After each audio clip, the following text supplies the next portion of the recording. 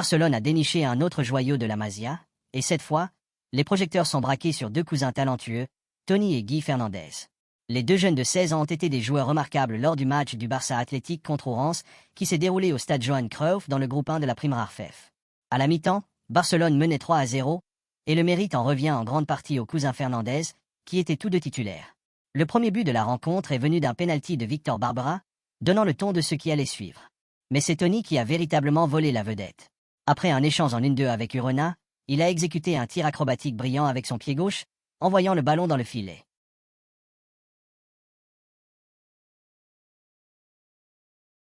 Ce qui a rendu ce moment encore plus spécial, c'est que c'était le premier match de Toni avec l'équipe réserve, puisqu'il venait de revenir d'une légère blessure musculaire.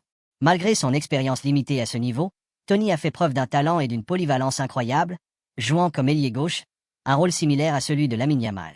Il est également capable de jouer en neuf, ce qui fait de lui une perspective encore plus prometteuse pour Barcelone. Ce but époustouflant a non seulement démontré son potentiel, mais lui a également permis de battre un record, devenant le plus jeune buteur de l'histoire de l'équipe réserve à seulement 16 ans, 1 mois et 3 jours. Juste avant la pause, Toni a fait équipe avec son cousin Guy pour une nouvelle action mémorable. Après un autre échange en 1-2, Guy a pris le ballon et a tiré en profondeur pour tromper le gardien d'Orense, marquant un autre but impressionnant. Guy, milieu de terrain droitier, montre également un grand potentiel pour l'avenir du club. Avec les performances remarquables de Toni, beaucoup se demandent déjà s'il pourrait être le remplaçant à long terme de Luis Suarez, compte tenu de sa capacité à marquer des buts et de sa polyvalence offensive. Barcelone a peut-être trouvé sa prochaine superstar en la personne de ce jeune produit de la Masia. La trêve internationale étant terminée, le FC Barcelone reviendra à l'action ce week-end en affrontant ses rivaux locaux de Gérone dans le derby catalan. Avant le choc à l'Estadi Montilivi, les Blaugrana semblent avoir reçu un coup de pouce bienvenu en raison des blessures. En effet, selon le journaliste Victor Navarro, l'attaquant du FC Barcelone Ansu Fati a repris l'entraînement de groupe aujourd'hui, donnant à Hansi Flick et à ses coéquipiers un coup de pouce avant la rencontre du week-end. Fati, 21 ans, s'est blessé au pied lors de l'entraînement de pré-saison après son retour de son prêt décevant à Brighton et Hove Albion. Avant de se blesser, l'attaquant de la Masia avait fait des progrès positifs sous la direction du nouveau staff technique dirigé par Flick. L'international espagnol avait même été envisagé comme option pour le rôle d'avant-centre par le manager avant que sa progression ne soit stoppée par une nouvelle blessure. Cependant, Flick et ses coéquipiers ont continué à avoir confiance dans le jeune attaquant qui a travaillé dur dans les coulisses pour retrouver sa pleine forme. Après avoir commencé le travail individuel la semaine dernière, Fati est maintenant suffisamment en forme pour faire une partie de la séance d'entraînement de groupe aujourd'hui. Il est donc très attendu que LA de la Masia soit prêt à faire son retour lorsque Barcelone affrontera Gérone plus tard cette semaine.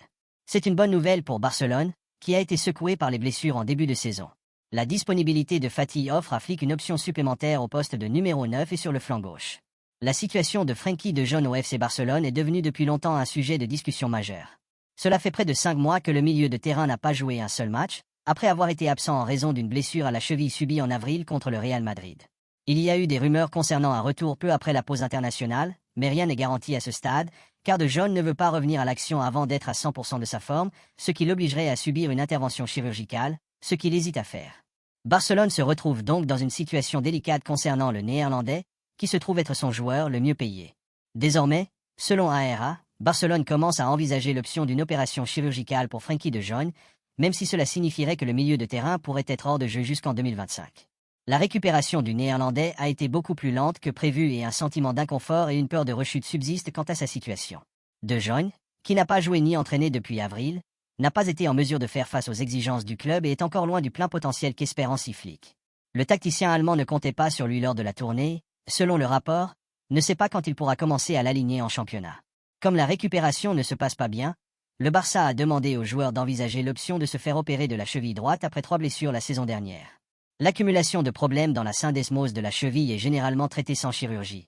Mais comme ce plan n'a pas fonctionné, le club commence à voir clairement que la salle d'opération est la seule solution pour le cas, même si cela signifie perdre de Jong jusqu'en 2025. Peut-être qu'il n'y a pas d'autre option, affirme-t-il. Mais le milieu de terrain, conseillé par des personnes extérieures au club, s'y oppose pour le moment. Et il a ses raisons, car une opération ne garantit pas qu'il retrouvera son articulation d'avant. Comme le Barça ne peut pas l'obliger à subir une opération, De Jong est maître de son destin à court terme. Nous sommes aux dépens de ce qu'il dit. Dit-on au sein du club.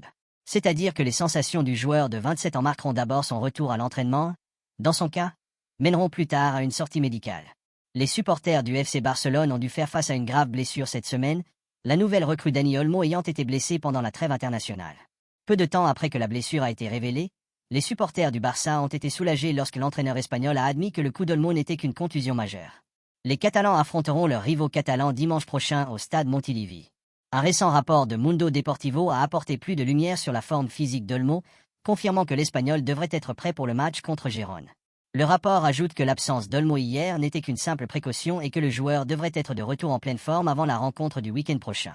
Cela pourrait être un soulagement pour les fans de Barcelone et pour Hansi Flick, qui a su tirer le meilleur parti de l'Espagnol dans ses premières parties de la saison.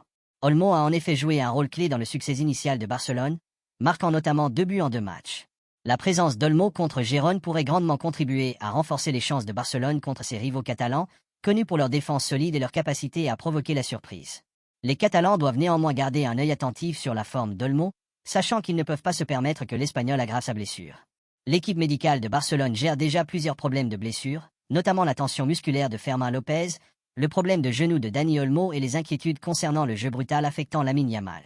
Cependant, la condition physique de Lewandowski est d'une importance particulière pour le club, étant donné son rôle crucial dans l'équipe.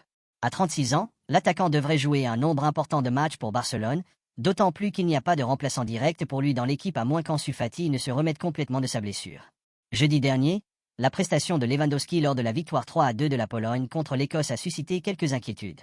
Après avoir marqué le premier but et transformé un penalty pour ramener le score à 0-2, il a demandé un remplacement à la 72e minute. Sa décision était inattendue car il semblait en bonne forme, mais Lewandowski a révélé plus tard qu'il ressentait une gêne. Il a choisi de quitter le terrain pour éviter de risquer une blessure plus grave, compte tenu de la longue saison qu'il attendait.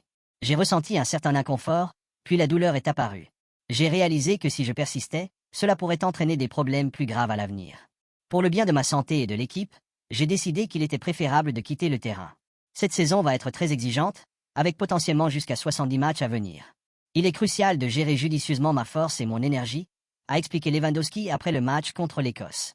Ce n'est un secret pour personne que Barcelone a jeté son dévolu sur Jonathan Tah et Joshua Kimmich comme cible clé pour le prochain marché des transferts. Il est intéressant de noter que, selon un rapport de Mundo Deportivo, la motivation derrière cette poursuite découle de l'avenir incertain de Ronald Araujo et Frenkie de Jong, dont les contrats expireront à l'été 2026. Si Araujo et de Jong ne parviennent pas à un accord sur de nouvelles conditions, Barcelone pourrait chercher à les vendre avant la fin de leur contrat, pour éviter de les perdre gratuitement. Jonathan et Kimmich sont tous deux dans le viseur du FC Barcelone pour la saison prochaine. Avec des contrats courants jusqu'en 2025, ils représentent de potentiels nouveaux venus dotés d'une expérience significative. Le duo allemand a prouvé sa qualité sur le terrain et son arrivée potentielle à Barcelone est particulièrement intrigante car elle pourrait combler les vides laissés par Araujo et de Jong, étant donné qu'ils jouent à des postes similaires. L'incertitude de Barcelone concernant l'avenir d'Araujo et de Jong a accru son intérêt pour ces joueurs. Araujo et de Jong occupent actuellement tous deux des postes importants au sein du club, Araujo étant le deuxième capitaine et de Jong le troisième. Cependant, le club reste dans l'ignorance quant à leur projet à long terme. Malgré plusieurs discussions et offres de renouvellement, aucune avancée significative n'a été constatée. Par exemple, les agents d'Araujo ont rencontré les représentants du FC Barcelone en février, mais aucune mise à jour directe sur l'offre de renouvellement ne leur est parvenue.